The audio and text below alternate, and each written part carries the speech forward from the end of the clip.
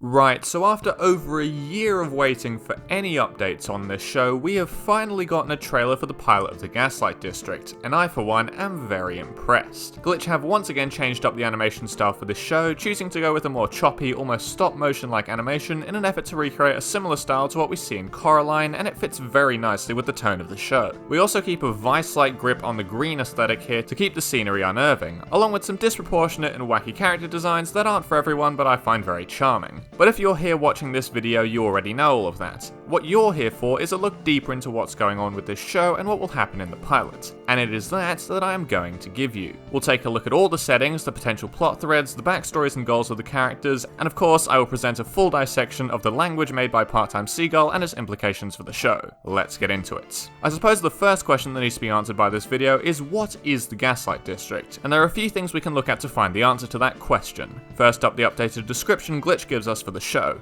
Yes, this is different from the one we were given when the show first dropped, notably the change in genre. The description of the trailer reads, "The Gaslight District is a gothic crime drama about a family of undead gangsters. These gangsters are operating in, you guessed it, the Gaslight District. The district itself appears to be the only place left on Earth that still harbours any sort of life within it, though as we'll see later, calling this life may be a little bit of a stretch. More specifically, looking at the physical setting, the Gaslight District is a seaside town that reminds me of any dock on the western side of Australia, that being run down, filthy, full of giant flies and drunken fools. However, instead of this town being by the water because we need to send medals to China, the Gaslight District is located near water because everything is now located near water. Yes, we're going full climate change doomsday on this one. The ice caps have melted and the remains of modern day cities are now oversized fish tank decorations. We do know that there are still active roads and they can be used by our characters thanks to these shots of climactic car chase scenes, but there is nowhere near as much traffic as we saw before, implying that our location is limited in population as most of them have died. That's the scope of the larger district, but now onto a more specific location, a place I'm just going to call the Tavern because this writing is too blurry for me to decipher properly. The Tavern appears to be a modern day take on an old western tavern, having bones hanging off the ceiling and an all wooden interior, but with modern blinds on the windows. It's unclear at the moment as to who the owner of this bar is, but I doubt it's any of our core cast other than Ken the Butcher.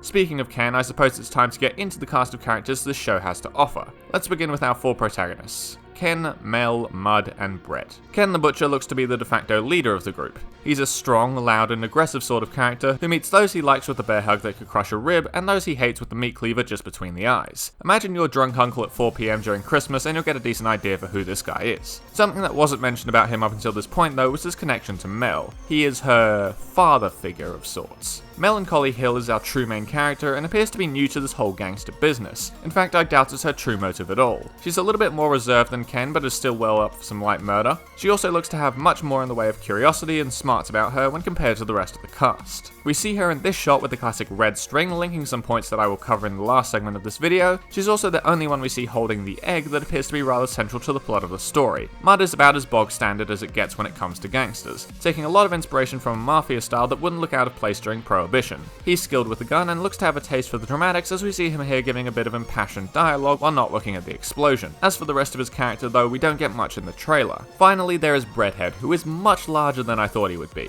He appears to be the most calm and collected member of the group, knowing how to play piano and enjoying some classical music full of emotion. Again, not too much is given on his personality beyond that due to the heavy focus on melancholy and Ken in the trailer. Now on to what I can only imagine are going to be the antagonists of this show, or at the very least this episode, Diligence and Temperance. As everyone and their nan pointed out in my comment section about this, these two are two of the 7 heavenly virtues, implying that we'll see the other 5 over the course of the show. Finally, for our background characters we have the Flies and the Residents. These guys exist to yell, be hurt, and hurt other things. Their existence beyond that is mostly just to fill the screen and give the interns something to do. Now on to the real meat of this video, the theories, beginning with my explanation for the alphabet used throughout this teaser and what the deciphered codes tell us. The language is actually quite well done, in a way where there's enough clues hidden within it to allow for it to be solved manually without any sort of algorithm. I especially like the common theme held within all the vowels of the circle with the dot inside of it. That being said, it still took an outrageous amount of time for me to do, and I'm missing a few letters because they didn't appear in the trailer. If you want a full breakdown of the alphabet that I, and admittedly many other people, have found, you can pause the video now or take a screenshot, whatever you fancy.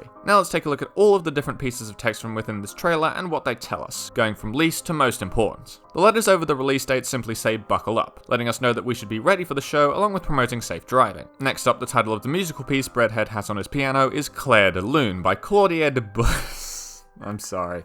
Good music though, but I will probably get copyrighted if I play it in this video, so I'll chuck a link in the description instead. The first line we see sequentially in the trailer is the one saying fill your parents' cars with bees, and while this is obviously a bit of a joke, it does serve to tell us about the type of person the narrator is. By the way, I think it's the narrator writing the ones that we see in the teaser, mostly because he's the one who talks to us in it and he's confirmed to be an actual character in the show. Finally, we have an ominous couple of paragraphs on this shot here, complete with what is going to be known as the mark of the hand. How am I so confident about this? Well, because it tells us. I'll leave the full translation up on screen while I'm covering this so you can read it if you want, but the general gist of what's happening here is explaining why these guys aren't dead yet. What the mark of the hand appears to do when it's placed on the living being is it acts as, for lack of a better word, a soul vacuum. Whenever the bearer would die, the mark instead traps their soul from escaping into the ether or heaven or wherever you believe a soul goes, instead pulling it back into the body over and over again, making the bearer functionally immortal. That explains why we see these guys get shot and even straight up decapitated without any real sense of pain or death. Also a note here, the mark of the hand appears to affect the entire body regardless of whether a particular part is still attached to the area where the mark appears on them. We don't get to see where Ken has the mark, but assuming it's not in his brain or somewhere else obscure, it isn't on his head, yet he's still able to be conscious with it. This also brings up a potential criticism for the show that aligns with my problem with the Murder Drones villains that I went over in this ancient video, and that's the difficulty in establishing stakes when the characters can't die. For the pilot, I doubt this will be much of a problem as they're clearly fighting to get the egg that I'll cover in a second, but that can't be the objective for the whole series, so they'll need to come up with some pretty inventive stakes in order to stop the fight scenes from feeling pointless. Now, since I've mentioned the egg, it's time to explain both it and the biblical references that are in this show. Yes, I know, we're 3 from 3 now. So to explain the egg, I first need to make one thing clear. These guys aren't human. Mostly. Now, for Breadhead, that's an obvious assertion, but with the art style of this show, it's not uncommon to mistake the other 3 members of the gang for humans. It's possible that they might have been human at some point, but that does go against what I'm about to tell you, so instead we're going to assume they're something else. Are they demons? Are they some sort of mythological creature? Well, at the moment it's hard to say, but since I'm going on the whole biblical theme, I'm going to say that they're demons. Another thing that they have in common with demons is they're constantly fighting with the angels that I can confirm are part of the story. Of course, we have our 2 main heavenly virtues, but there are also these shots showing off plenty of halos. The reason I said mostly back when I was saying that these guys aren't human is this picture frame. If you look closely, you can see Mel being held as a child in the arms of these virtuous figures, implying that she's either an angel who managed to get the mark of the hand and become a demon, or she's the elusive human born from the egg. This is further backed up by the scribble, "Where do I come from?" implying that she knows she isn't a native to the Gaslight District itself. Okay, an entire minute after I told you I'd explain the egg, I'm actually going to start explaining the egg. Since we have no more proper humans left on Earth, there's no way to produce more humans via the standard process. So either by some strange circumstances, or God deciding to leave a parting gift before noping out of this hellhole, an egg appears that births a human every 10,000 years. Again, the reason behind this egg, or where it comes from, is unknown to both us and the cast. The snippet of newspaper tells us that this is an angel egg, but as to why the angel decided to leave this thing alone where these fools could find it is beyond me. The human produced from this egg is prophesied to have the power to destroy the Gaslight District, and it's a high priority of its residents to make an omelette out of it before the human can be born. Well, that's all I've got for today. Thank you all for watching, and have a good one. The first line we see sequentially in the trailer 160 twee.